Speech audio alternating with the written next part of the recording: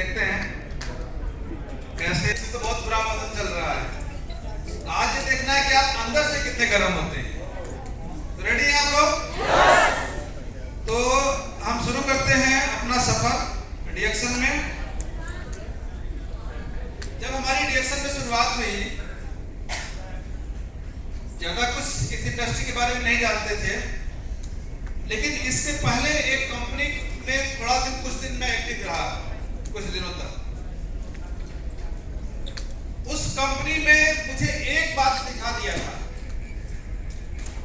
उस कंपनी ने, रिएक्शन से पहले मैं जहां था, उस कंपनी ने मुझे एक बात सिखा दिया था कि जीवन को अगर एंजॉय करना चाहते हो, जीवन को अगर हम एंजॉय करना चाहते हैं तो हमको कोई ना कोई एमएलएम इंडस्ट्री को अपनाना चाहिए।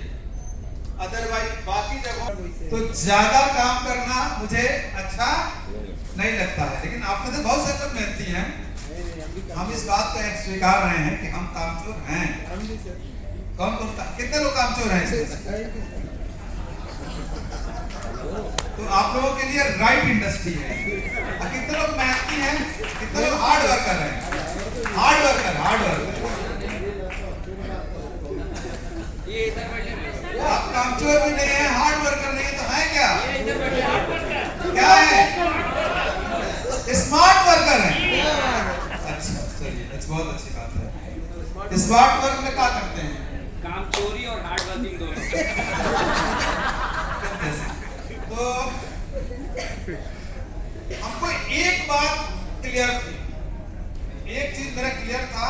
इसके पहले जिस इंडस्ट्री में मैं था, एमएलएम इंडस्ट्री थी, वो एक बात बहुत अच्छे से क्लियर हो गया था कि अगर लाइफ को एंजॉय करना है तो कोई वर्ल्ड वाइड विश्व स्तर की कोई कंपनी को, नेटवर्क कंपनी को ज्वाइन करना पड़ेगा, वही मिलेगा। लोकल ब्रांड बहुत सारे हैं, निकला, तलाशता रहा। मेरे पास बहुत सारी कंपनियों के नाम लेके लोग आए, बताते थे, लेकिन नो नो नो नो करता रहा। और एक दिन फिर मेरे जो पिछली कंपनी के स्पॉन्सर थे, वही यहाँ पर भी एक दिन मेरे घर आते हैं और वो बताते हैं, कहानी बताते हैं, रिएक्शन की बताते हैं। लेकिन उसमें एक चीज जो थोड़ा मेरे समझ में नहीं आती है, वो ये आती है कि वो सज्जन ये कहते हैं कि देखो, मुझे मेरी वाइफ को मिर्गी की प्रॉब्लम थी और इसी प्रोडक्ट से ठीक हुआ।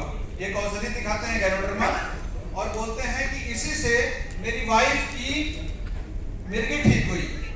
फिर बताते हैं कि मुझे जो दमा की शिकायत थी, मेरा ब्लड प्रेशर का शिकायत जो था, वो इसी प्रोडक्ट से ठीक हुआ और इसी से मेरे बेटे का एलर्जी भी ठीक हुआ। तो थोड़ा सा तो दिमाग है ना, इतना कम तो बुद्धि है नहीं। मैं तुरंत समझ गया कि गलत। क्यों? क्योंकि जिस मेडिकल साइंस को हम लोग जानते हैं, वहां दर्द बदलता है तो गोली बदल जाती है। पेट के दर्द की गोली अलग, सर दर्द की गोली अलग, घुटना में दर्द है गोली अलग, हार्ट में दर्द है गोली अलग। तो ये कौन सी दवाई है भैया कि एक ही जगह सब काम करती है? तो ये बात जब उन्होंने बोला तो मुझे थोड़ा सा, बाकी बातें तो उनसे सहमत है, ये लेके आए हैं तो कुछ अच्छा ही लेके आए होंगे, लेकिन जब उन्होंने ये बात बताया तो थोड़ा मुझे समझ में नहीं आया। मैंने उसको थोड़ा डिनाई करना शुरू कर दिया कि थोड़ा गड़बड़ है, कुछ लोचा है। लेकिन वो लगातार फोन करते रहे और फाइनली 6 महीने बाद मुझे लगा कि नहीं, ज्वाइन कर लेना चाहिए। मैंने ज्वाइन कर लिया, लेकिन उस समय कंडीशन ये थी कि मेरे पास में एक बीवी थी और 2 बच्चे थे। बीवी एक है जी। इसमें भी हंसने वाली कुछ बात थी क्या?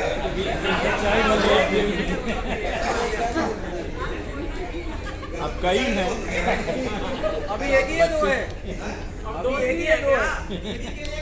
एक बीवी 2 बच्चा बोले हैं। बढ़ गई क्या? अभी क्या पोजीशन है? मैनेज कर लीजिएगा आप लोग, आगे पीछे होता है। तो अभी एक बीवी 2 बच्चा और खुद इसलिए मैं बता रहा हूँ कि उस समय मैं बेरोजगार हूँ। ये चीजें इंपॉर्टेंट तब हो जाती हैं जब कोई आदमी बेरोजगार होता है, तो आप समझ सकते हैं एक तो बेरोजगारी और ऊपर से परिवार क्या कंडीशन रही होगी। लेकिन जब ये इंडस्ट्री मेरे पास आई तो इस इंडस्ट्री का मैं पावर समझता था। हमने कहा, मेरी ज्वाइनिंग बनारस में हुई। ज्वाइनिंग बनारस में सर्वेश सर बैठे हुए हैं, ताली बजानी चाहिए सर्वेश सर की। पहली मीटिंग जब मैं देखने गया था तो सर जो है सर उस मीटिंग को ऑर्गेनाइज कर रहे थे और बड़ा अच्छा लगा। सर को देख के भी अच्छा लगा, मीटिंग देख के भी अच्छा लगा, और एक चीज और अच्छा लगा, वहां कॉफी पिलाई गई। तो मुझे अच्छा लगा कि तो इसके पहले जिस कंपनी में था वहां मीटिंग के बाद कुछ खिलाया पिलाया नहीं जाता था, ये अच्छा लगा।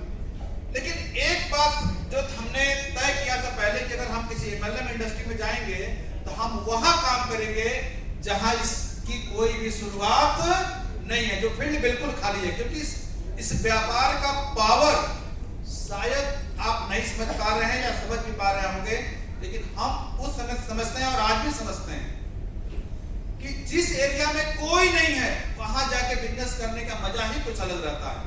तो ज्वाइनिंग के बाद से मैंने एरिया खोजना शुरू किया और मुझे मेरा होम डिस्ट्रिक्ट देवरिया मिला। और लाइफ में मैं कभी भी, होम डिस्ट्रिक्ट था लेकिन जिले पर मैं कभी गया नहीं था। मैंने ट्रेन पकड़ा, सुबह इंटरसिटी 5 बजे 5:30 बजे मिलती है। ट्रेन पकड़ने के बाद से मैं देवरिया गया, रेलवे स्टेशन पे उतरा और उतरने के बाद से मुझे लगा कि अब चलो बिजनेस स्टार्ट करते हैं। तो बिजनेस स्टार्ट करने के लिए कौन चाहिए? लोग चाहिए। और वहां एक आदमी भी हमारे परिचय का नहीं। और मैंने एक और चीज तय किया था कि मैं देवरिया में बिजनेस करूंगा लेकिन अपने किसी रिश्तेदार को टच नहीं करूंगा। ठीक है, अब हम क्या करें? मैं रेलवे स्टेशन से बाहर निकला और मैं तलाशने लगा कि मैं किससे बात करूं, क्या बात करूं। बाएं साइड में एसबीआई का एटीएम था और करीब करीब 20-25 लोग उस लाइन में लगे हुए थे। और हम अपने गुरु को पैर छू के प्रणाम करते हैं। अजय श्रीवास्तव सर के लिए ताली होनी चाहिए। उन्होंने एक बड़ी अच्छी चीज सिखाई है, कोल्ड कॉल। उन्होंने एक बड़ी अच्छी चीज सिखाई है, कोल्ड कॉल। कोल्ड कॉल का मतलब ऐसे व्यक्ति से बात करना जिससे आपका परिचय नहीं है। पहले एटीएम में जाने पर बहुत लंबी लाइन लगती थी और बहुत टाइम लगता था। मुझे मिल गया, मुझे किससे बात करना है मिल गया। मैं एटीएम में गया, एटीएम की जो लाइन थी वहां खड़ा हो गया और खड़ा होने के बाद से अब एक आदमी मेरे आगे और कुछ देर बाद मेरे पीछे एक आदमी आने वाला था और आधे घंटे तक वो दोनों कहीं जाने वाले थे, हमको छोड़ के कहीं जाने वाले नहीं थे क्योंकि आधे घंटे से पहले नंबर नहीं आता। अब हमने बताना शुरू किया, भेजना शुरू किया। ठीक है, इसके बाद से हम कहीं भी जाते थे, लोग जहां बैठे रहते थे वहीं जाते थे। नहीं समझ में आता था, 4 लोग अगर कहीं खड़े हैं ना तो मैं जाता था, नमस्ते करता था और उनसे पूछता था कि सर मेरे पास आपको बताने के लिए कुछ है, कहिए तो बताऊं नहीं तो जाओ। तो कुछ लोग कहते थे नहीं भैया आप जाइए, हम लोग कहीं और बिजी हैं, किसी और मुद्दे बात, बहुत सीरियस मुद्दे बात कर रहे हैं। तो नमस्ते करके निकल लेते थे। और नहीं तो कहते थे कि ठीक है बता लीजिए, तो अपनी बात हम बताते थे। फिर वहां पर मैंने एक रूम लिया, लेकिन कहानी इतने से नहीं हो जाती है। आप देवरिया से बनारस से लगभग 200 किलोमीटर पे देवरिया है। देवरिया जाना और सिर्फ शरीर लेके हो जाता है, कुछ खर्चे नहीं होते होंगे, खर्चे होते होंगे ना। बेरोजगारी थी और बाद में मोटरसाइकिल से भी जाने लगे।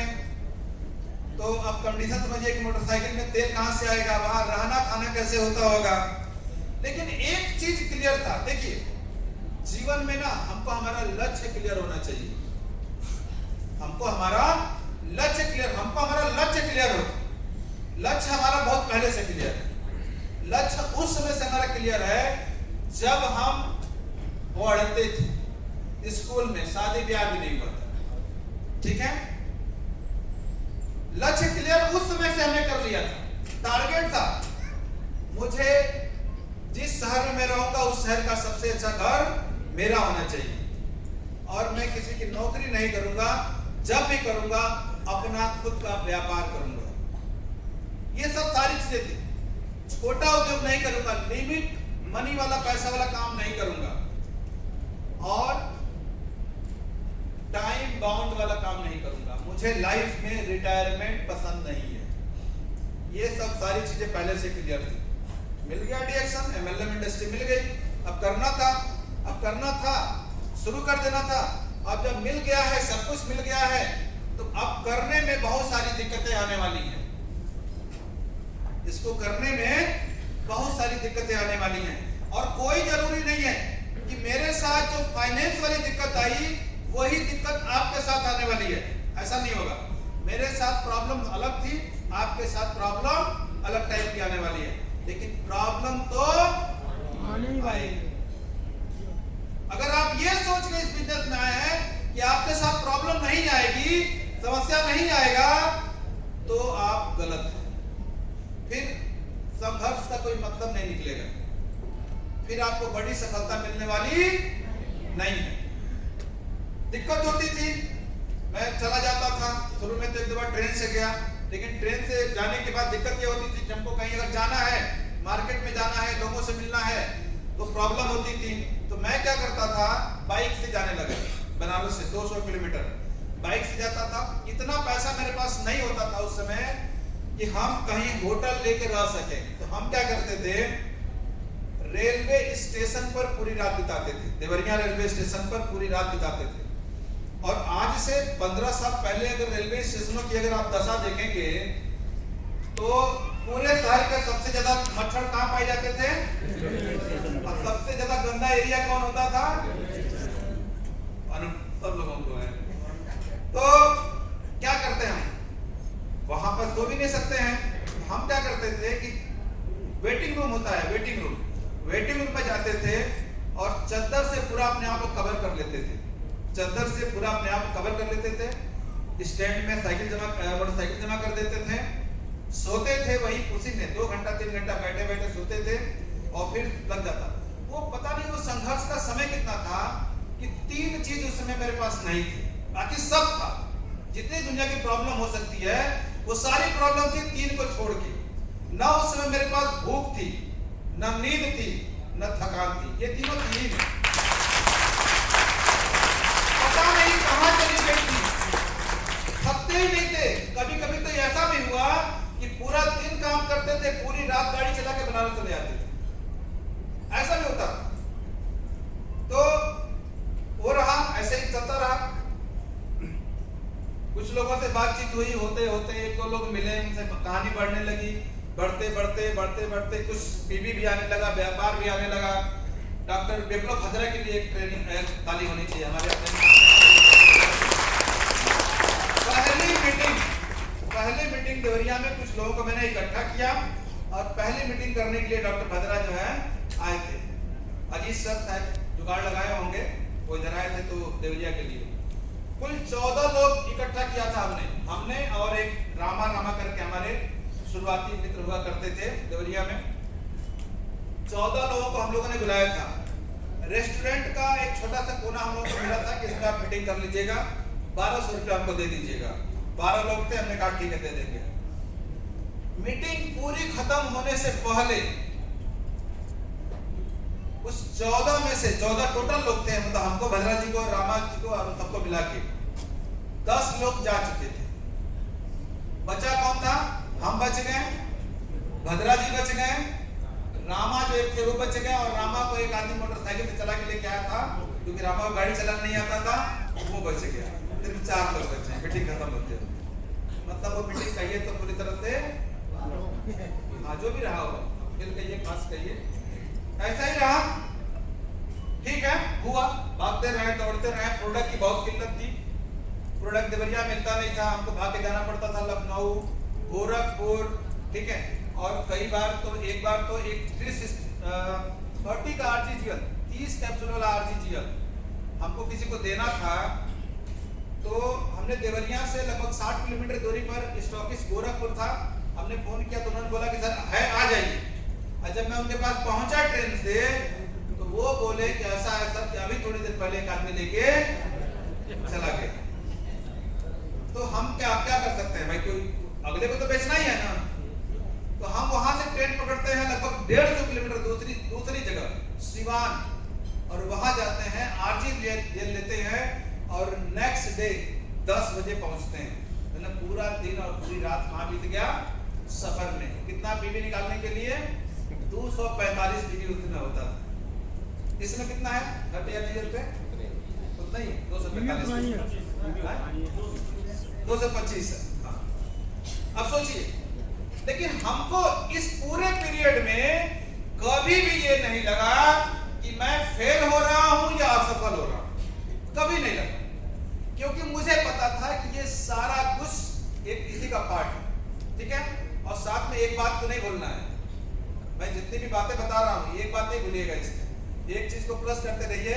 उस समय मैं बेरोजगार था, मेरे पास इनकम का कोई साधन नहीं था। ठीक है, और पिताजी से मैंने कभी लाइफ में पैसा नहीं मांगा, पापा से मैंने लाइफ में कभी पैसा नहीं मांगा।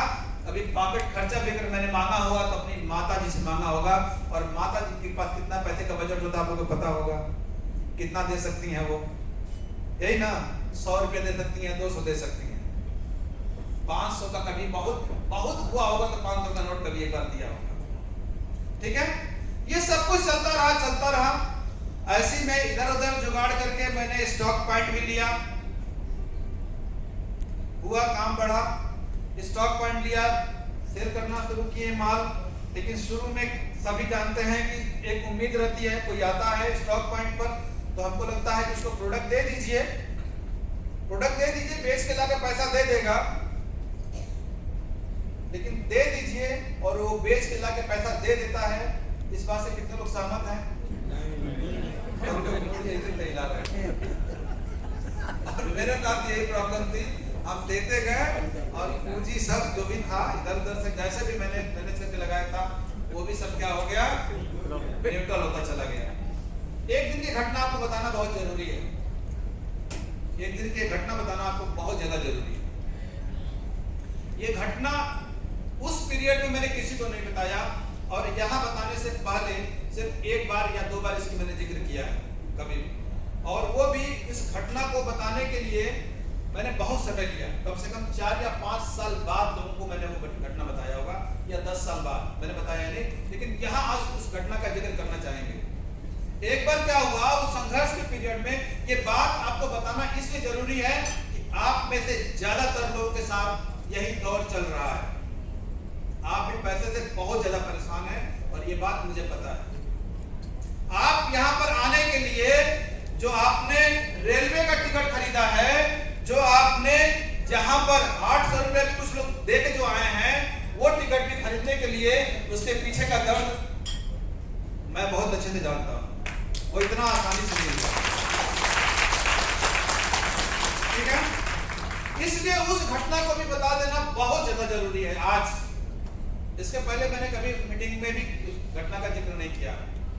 एक बार कैसे मैनेज करके उस समय डीडी बनता था, 20,000 का डीडी बनता था। डीडी बना के हम लोग नोएडा ऑर्डर लगाते थे, डीडी पहुंचती थी, फिर वहां से ऑर्डर निकलता था। ठीक है, और माल आने में 4 दिन 5 दिन भी कई बार लगता था। मैंने डीडी बनाया और भेजा, मैंने कंपनी से रिक्वेस्ट किया कि और ऑर्डर फैक्स किया, साथ में डीडी की फोटोकॉपी फैक्स किया। उन्होंने कहा कि ठीक है कल सर आपका माल निकल जाएगा, और नोएडा से माल निकलने में तीसरे दिन मिल जाता था हम लोग का माल, यानी एक दिन गैप करके, और कल अगर निकलेगा। अब हुआ क्या कि उस डीडी को बना के भेजने के बाद से मेरे पॉकेट में न्यूट्रल था, कुछ भी नहीं था, यानी कि 10 रुपए का नोट भी नहीं था।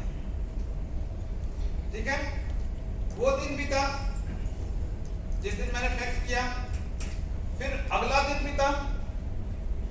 पॉकेट में पैसा नहीं है तो आप क्या कुछ खा सकते हैं, और संयोग ये था कि उस समय मुझे सिर्फ एक ही डिश बनाता हूं, और कभी आइएगा सबको बना खिला दूंगा।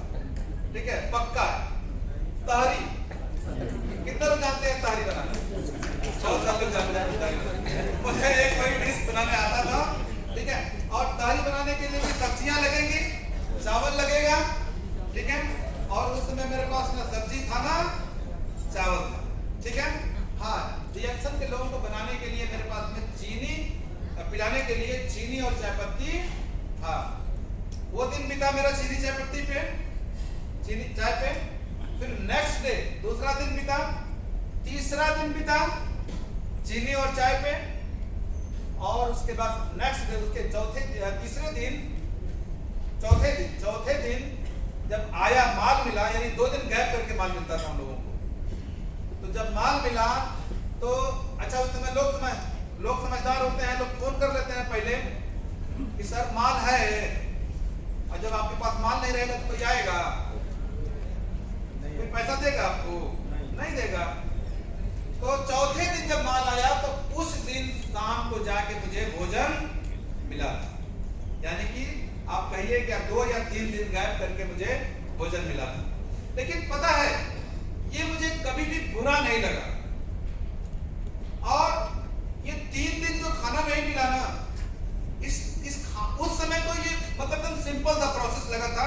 आज लगता है कि यार कितना बड़ा मैंने त्याग किया था, आज मुझे लगता है ऐसा त्याग था। लेकिन उसके पीछे की एक कहानी, एक वजह आपको और समझना पड़ेगा कि जिस समय की ये घटना है, उस महीने की मेरे पापा की जो सैलरी थी वो 85,000 थी। जिस महीने की ये घटना है, उस महीने मेरे पापा की जो सैलरी थी वो 85,000 थी। और जानिए कि वहां से जहां मैं रहता हूं, वहां से मात्र 20 किलोमीटर दूरी पर मेरी ससुराल है, और 20 किलोमीटर दूरी पर मेरी 2 बहनें रहती हैं, ठीक है। वहां से 15 किलोमीटर दूरी पर मेरी बुआ रहती हैं, ठीक है। यानी कि ढेर सारे रिश्तेदार हमारे अगल बगल में हैं। क्या मैं उनके यहाँ नहीं जा सकता था? मैं जा सकता था कि नहीं उनके यहाँ? मैं जा सकता था। फोन का जमाना था, फोन करके पैसा मंगा सकता था, और नहीं कुछ कर सकता था। तो चूंकि हमारे बाबूजी रेलवे में ड्राइवर थे, ट्रेन पर बैठता बिना टिकट, टीटी आता तो कह देता हमारे बाबूजी से बतिया लीजिए, मेरे पापा ड्राइवर हैं, वो छोड़ देता। मैं बनारस जाता, खाना मिलता कि नहीं मिलता? मिल जाता कि नहीं? मिल जाता। लेकिन हम नहीं गए। क्यों नहीं गए? अगर चले गए होते तो आज ये कहानी बताने के लिए यहां खड़े नहीं।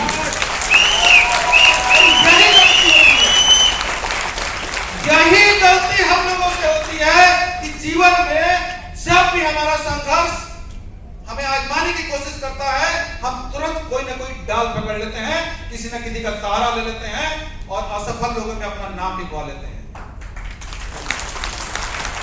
आया समझ में? हमारी असफलता का एक बहुत बड़ा कारण जहां भी छुपा हुआ है, जो बार बार हम लोगों की मदद लेते हैं। हमने एक चीज और किया।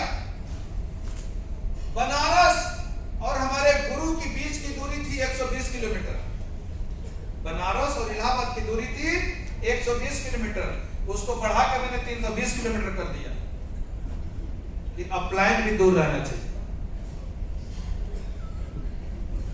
नहीं समझना है? अपलाइन भी दूर रहना चाहिए, नहीं तो बार बार आप अपलाइन से अपेक्षा करेंगे।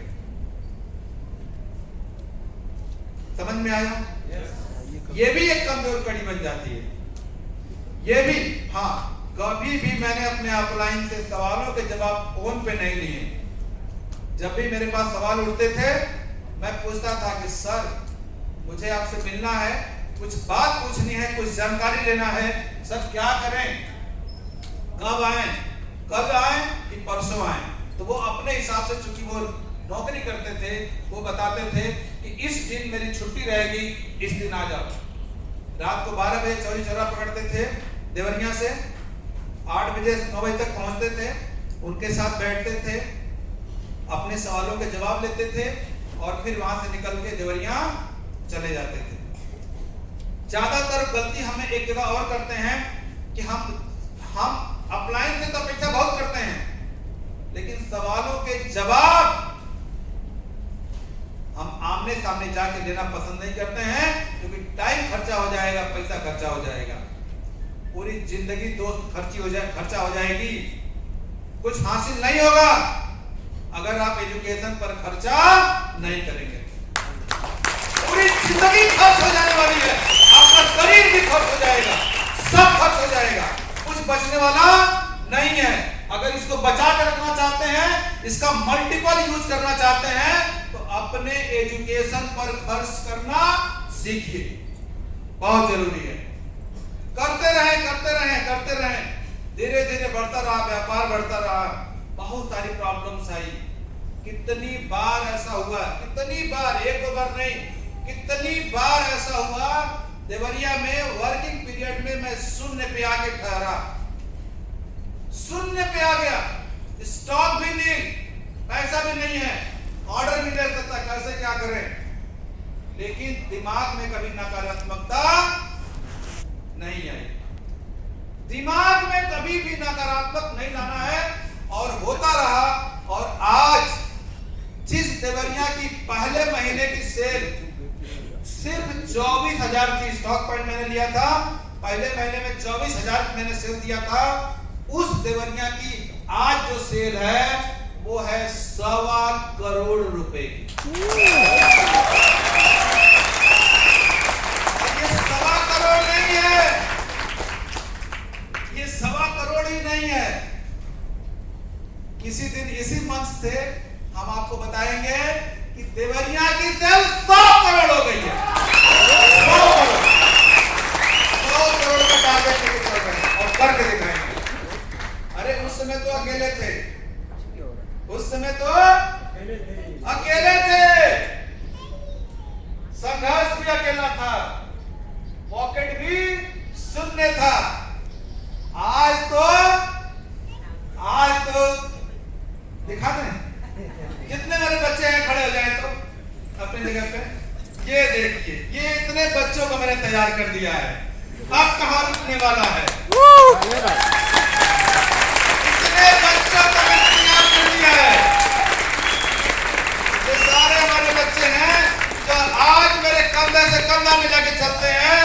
और देवरिया, बात हो रही है ना पेरू, अरे एक दिन ऐसा भी होगा कि पेरू और देवरिया का बिजनेस बराबर हो।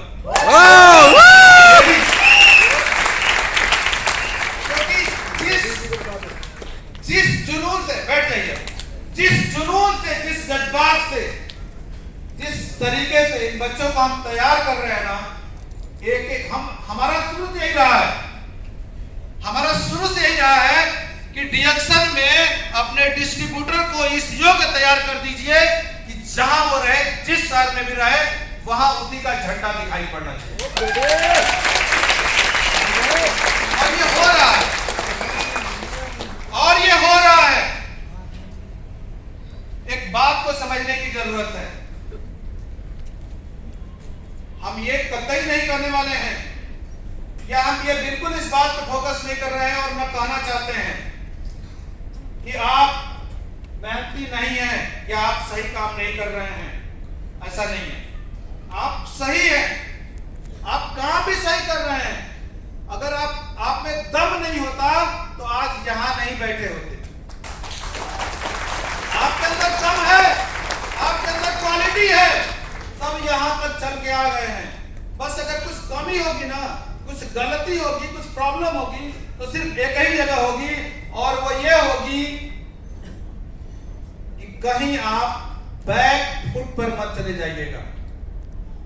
जब जिंदगी डराएगी, सिस्टम डराएगा, भूखे रखेगा, मार पड़ेगी और स्थितियां विपरीत हो जाएंगी, ये मत सोचिए कि मनोज गुप्ता 3 दिन भूखा रहे तो हम 4 दिन भूखे रह जाएंगे। अरे ये वाली प्रॉब्लम आपके साथ नहीं आएगी, आपके साथ अलग तरह की प्रॉब्लम आएगी, आपके साथ अलग तरह की प्रॉब्लम आएगी। वो कुछ भी होगी, कुछ भी होगी, उसका कोई नाम होगा, कोई स्वरूप होगा, कोई रूप होगा, कोई प्रकार होगा, लेकिन उसका मकसद सिर्फ एक ही होगा कि इस बिजनेस को आप छोड़ के बैक फुट पे चले जाइए। जाएंगे? कुछ भी हो जाए, कुछ भी हो जाए, जाएंगे? क्योंकि इतनी आसान, सबको आजमाने के लिए अलग अलग परिस्थिति आने वाली है, और आप नहीं जाएंगे। अगर आप नहीं गए, बैक फुट पे नहीं गए, तो आप यकीन मानिए आप विश्वास करिए, एक दिन यही सक्सेस, यही मंच से आप अपनी सक्सेस स्टोरी बता रहे होंगे और हजारों लोगों की जिंदगी बदलेंगे, हजारों लोगों की जिंदगी बदलेंगे। समस्या लाइफ में कुछ है ही नहीं, हमने समस्या बना के रखा है। हमने अपने फोकस को कहां लगा के रखा है? हमने अपने फोकस को कहां लगा रखा है? हमने तो अपने फोकस को संसारिकता में लगा के रखा है। अरे अगर जिस दिन हमारा फोकस हमारे व्यापार पे हो जाएगा, हमारे लक्ष्य पे हो जाएगा, कोई दुनिया की ताकत आपको रोक नहीं सकती है सफल होने से। आज एक जमाना था जब कभी 10 का नोट मेरे पॉकेट में नहीं हुआ करता था। आज पर डे की मेरी इनकम है 11,600 रुपए। 11,600 रुपया मैंने रखता है। लोग 5-5 हजार पे स्कूल में पढ़ाते हैं। और देखिए देवरिया डिएक्शन का एक और छोटा सा और दिखा दें। यस 26 महीने में मिलेनियर दिखा दें। 26 महीने 26 महीने में मिलेनियर देखना चाहेंगे आप लोग? यस कमलेश मौर्य खड़े हो जाओ। 26 महीने में मिलेनियर